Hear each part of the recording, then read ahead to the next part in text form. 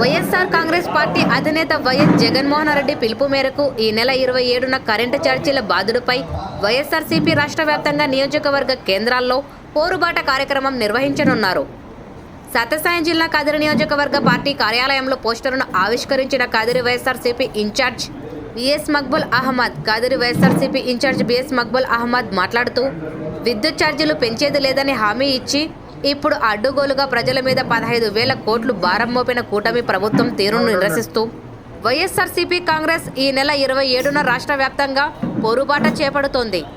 విద్యుత్ ఛార్జీలను పెంచడం దుర్మార్గమైన దుశ్చర్య అని, ఈ కరెంటు ఛార్జీలను పెంపుదల పేదల పాలిట శాపంగా మారిందని, కూటమి ప్రభుత్వం వెంటనే ఛార్జీలను తగ్గించాలని అన్నారు.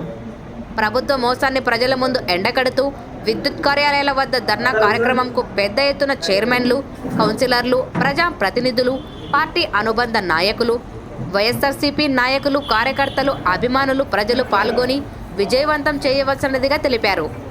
ఈ కార్యక్రమంలో రాష్ట్ర సిఈసి సభ్యులు Poola Srinivasulareddy, legal cell zonal incharge Lingala Lokeswarareddy, రాష్ట్ర కార్యదర్శి వజ్ర భాస్కరరెడ్డి, మున్సిపల్ చైర్మన్ పరికె నజీమున్నిసా, సాదిక్, ప్రజా ప్రతినిధులు పాపిరెడ్డి రఫీ, కౌన్సిలర్ ఖాసిం, వైఎస్ఆర్సీపీ శ్రేణులు, అభిమానులు, మిత్రులు తదితరులు ఈ కార్యక్రమంలో పాల్గొన్నారు.